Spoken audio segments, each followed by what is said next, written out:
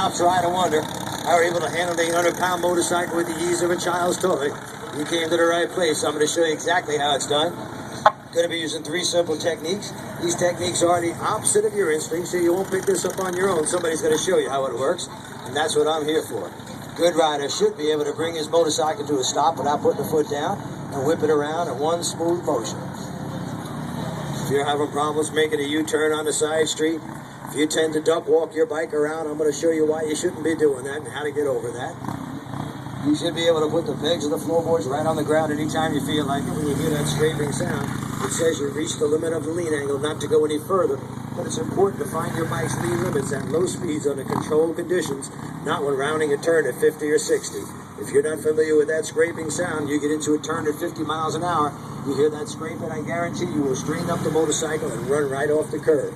Most common motorcycle crash that involves just the rider. All right, I'm going to stop and talk to you, tell you what this is all about. Ladies and gentlemen, the star of Speed TV, Jerry Motorman Palladino. I couldn't hear them. Are they applauding?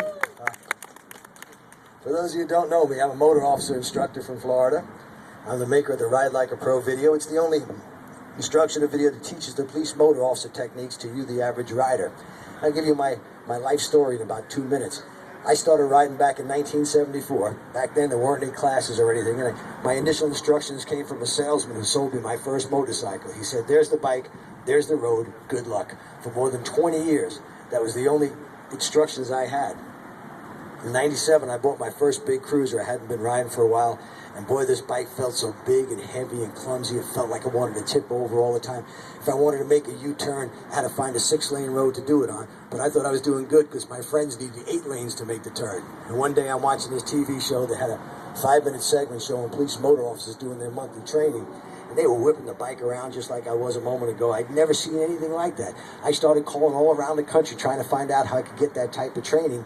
And every place I called said the same thing. You have to get sponsored by your police agency and sent on a police bike. Well, as luck would have it, a month after I watched that show, the agency I worked for said, we're going to start a motor unit. And they sent me up to Tallahassee, Florida to train with the Highway Patrol, the troopers. You know, the guys that never give you a break. Trooper stops you, you're getting a ticket. We have any troopers here in this crowd? I'm going to tell you why that is. A lot of people don't know this, but 10 years ago, all the troopers in America went on a commission basis. They get to keep 50% of that ticket. These guys are knocking down $2-3 million a year. So the next time a trooper stops you, I want you to say, as he's writing that ticket out, say, the only reason you'll give me that ticket is because you're on commission, because they love when you say that. Oh, they'll laugh. They'll probably let you go. Yeah, right. I wouldn't lie to you. Anyway, the very first day of training, I was the only deputy in this class with 15 troopers. And we're in this big parking lot, and here comes this guy on a brand new police bike. Looks like a drill sergeant, you know the type. And he gets off the police bike, and one of the troopers yells attention. They all stood at attention. I got in there with him. He said, anybody here know how to ride a motorcycle? And he's dangling the keys like this. And I looked. Nobody raised their hand, so I put my hand up. But as soon as I did, I knew I'd made a terrible mistake. I knew that because the trooper next to me said, you just made a terrible mistake. And this guy got right in my face, and he screamed at me. He said, you don't know nothing about riding a motorcycle. But you're going to know if you make it through this course. He was exactly right. I quickly found out the 20 years of experience I thought I had was actually 1 year's experience repeated 20 times. I've been making the same mistakes over and over again. When I finished that course, I knew how to ride. I said, this has been a secret way too long. For 65 years, they've been teaching this stuff to the cops, but never anybody else. When I finished that course, that's when I decided to make the RideLikeAPro video. It's a step-by-step procedure. Shows you how to use these 3 techniques. It ain't rocket science, folks. I mean, they teach it to the cops. How tough could it be? And we're going to talk about low-speed handling because that's where most people seem to have a problem. Anybody have a problem balancing their bike at 60 miles an hour? Of course not. The faster you go, the more stable the bike is. But at low speeds, gravity wants to pull you right to the ground. So here's how we overcome that. Using these 3 simple techniques. The first thing you got to do at low speeds is stay in the friction zone. That's the area of clutch travel between completely open and completely closed. That gray area in between. Once you do that, your progress will be so much smoother and easier. Once you let the clutch out all the way, the slightest movement of the throttle causes the bike to leap ahead. The second technique is the proper use of the rear controlling brake. I say controlling because the rear brake has very little stopping force, but if you put a little bit of pressure on it, put power to the rear wheel with the clutch and throttle, the bike cannot fall over as long as you're moving. And here's the third but most important technique, because you use this at every speed, is the proper use of your head and eyes. Wherever you turn your head and eyes, that's where the bike will go, because your hands will naturally follow your eyes. And the easiest way to start figuring this out is to start what's commonly called the slow race. That's going to show you how to use that friction zone in the rear brake. What you want to do is have somebody stand about 100 yards or so in front of the motorcycle. Focus on that person's face as you begin riding slowly towards them. The reason you're doing that is because instinct tells you if the bike gets a little unsteady to look at the ground. But if you look down, chances are you're going to go down. So if you focus on something 5 or 6 feet above the ground, it'll keep your head and eyes up. Now I'm going to look at that young lady down there. I know I'm in that sweet spot of the friction zone because I can rev the motor without picking up speed. Got just a little bit of pressure on the rear brake. You should be at about a quick walking pace to learn how to use that friction zone. If you're not sure what that is, get somebody to walk alongside the bike. A little bit faster, sweetie. Right about there is perfect.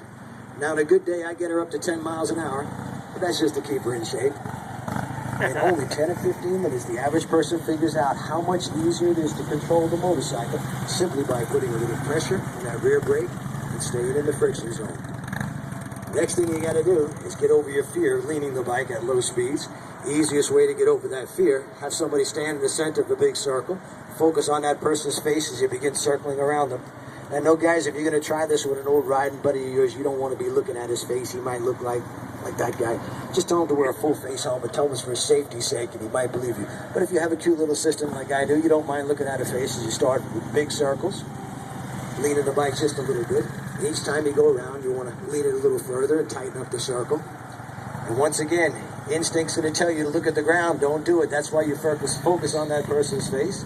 Eventually, you get to where you can put it right on the pegs of the floorboards, and you can find your bike's lean limits. And then you'll be ready for the elusive U-turn on a side street. So many people have a problem making it. In fact, let me see a show of hands. I'm not going to make fun of you. How many of you having a problem making a U-turn on a side street? Put your hands up. So we got one whip over there, 2 sisters over here. No, I'm kidding. Now, for the other people who did put their hands up, it's possible that you're misunderstanding me. When I say having a problem making a U-turn, if your U-turn looks like this is a problem. If every time your bike drops below 20 miles an hour, you suddenly turn into a little girl who just took the training wheels off her first two-wheeler, this ain't right, folks.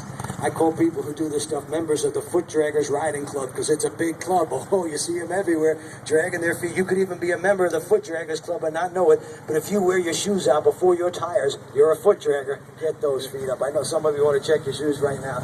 You're embarrassed. You do it later. When that bike is in motion, your feet belong on the pegs of the floorboards, never dragging on the ground. Now, if you notice, these white, these orange dotted lines we have here, there's a set right here, another set over there. That's your average side street width. A bike like this turns in less than 18 feet. So theoretically, this is a ton of room to make a U-turn. But here's what most people do that are having a problem. I'm going to be the average guy cruising down a road on a dinner run, got the wife on the back. I even go by the shopping center so I can catch a glimpse of my reflection as I ride by. You all do it. Come on, some of you go around 2 or 3 times looking at yourself. Honey, that's me. I'm a biker. I got a do-rag and a black vest. I must be a biker. Even got a chain on my wallet. I don't know what the hell it's for, but my buddy got one, so I got a bigger one. Now, his wife, she looks at her reflection. I don't know why this is, but women are more critical themselves. She looks at her reflection. She says, honey, do these chaps make my ass look big? He says, no, you look fine. She says, because I'm kind of big boned. Maybe I should have got a different. He says, you look great. They're cruising along. She says, when you were busy looking at yourself back there, you missed a turn. We're going to be late for dinner. Make a U-turn and go back. Now, he's afraid to make this U-turn. He's afraid of hitting the curve here. So he starts his U-turn about 4 feet away from the curb. He just lost 4 feet of the space. Next thing he does, he doesn't want to hit that curb, so he looks at it. He stares at the very thing he doesn't want to hit.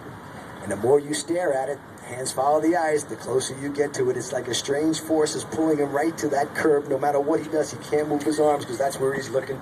And he gets here and he realizes he's not going to make it. Now he's got to back up an 850-pound Harley Davidson with Big Mouth on the back. And that ain't easy. And he's struggling. And he's out of breath. So he says, honey, come on, you got to get off. She says, why do I have to get off? You think I'm fat? I'm not fat. I'm just big boned. He said, it ain't your big bones, it's your big ass. Now get the hell off the bike. And now we got a full-blown domestic situation. Good rides can turn bad just like that. But I'm going to show you how to avoid that. Using 3 simple techniques. Head and eyes, friction zone, little pressure on the rear brake. What you want to do is get your front tire as close to the curb on the right as possible. That way you have the entire 24 feet to play with. As soon as my front tire gets there, I'll snap my head and eyes and look back this way because that's where I want to go. I will never, not even for a split second, look at that side because a split second's glance at that curb will put me 2 feet in that direction. The front tire goes here, head and eyes go back this way, and as you can see, I got a ton of room. If the street's only 20 foot wide, I just lean the bike a little bit further. The further I lean the bike, the tighter the turn it's going to make.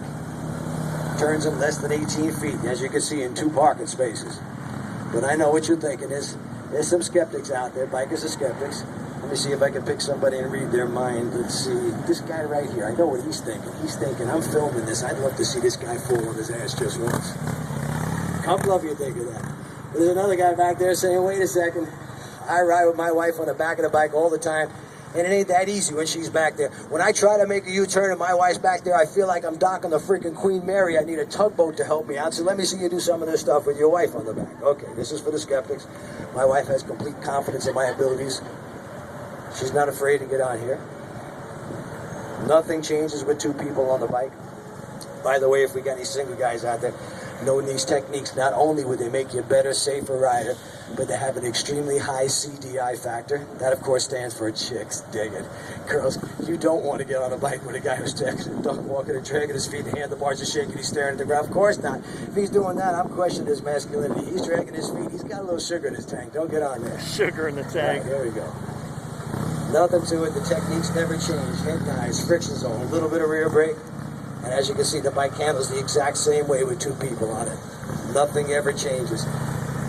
You can pick this stuff up, folks, in about 3 or 4 hours. In my video, I show you a step-by-step approach to this. You can't possibly go wrong. It's so easy. Little girls can do it. And when I say little girls, I mean little bitty girls. I'm going to introduce you to one right now. Her name is Victoria Pierce. She's 16 years old, 4'11". She's the youngest, smallest Harley-Davidson rider in the entire world. Give her a hand, folks. She's so little, she can't reach the ground. She has to balance it on 1 foot. She can't reach the kickstand. You got to give her a hand with that. But as you can see, she handles the bike with the ease of a child's toy. There's nothing to it. It's not size or strength. It's all technique. I don't care how big the bike is, how heavy it is, how small the rider is. If you know these 3 simple techniques, which you can pick up in as little as 3 or 4 hours, it will change your riding life forever. What do you think, folks? Look pretty good? All right. Oh, we got more for you. We're going to get everybody out here. We're going to play a little follow the leader with these motor officers.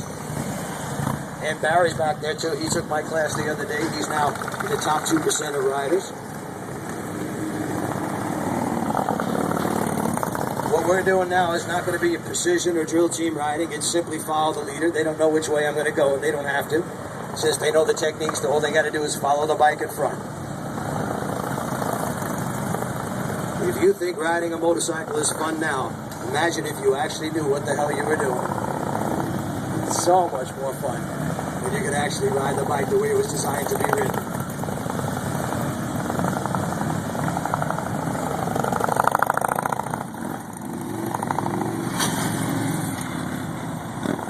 There we go. I've seen a lot of group rides, folks, that look more like a Chinese fire drill than anything you're seeing here. Shouldn't be that way. Your life depends on those people riding behind you. Everyone who rides a motorcycle should know these techniques and know how to use them. We've got the RideLikeAPro video on sale here, folks, for only $25. You're saving $5 over the internet price. We've got Surviving the Mean Streets 2, our brand new release. That's only $20. Buy the 2 of them for $44. And we got RideLikeAPro on the Tail of the Dragon. Again, just $20. That'll show you these techniques used at high speeds on a winding mountain road. We have my book as well, and I'd love to autograph the DVD or the book for you. Everybody line up to my left, nice straight line. I hope you enjoyed this demonstration. If you've got any questions, I'm going to be standing right at that booth. I'd love to autograph your video or your book for you and answer any questions you might have. Thank you so much for coming by, folks. This is your chance to get the video. Danbury Police Department.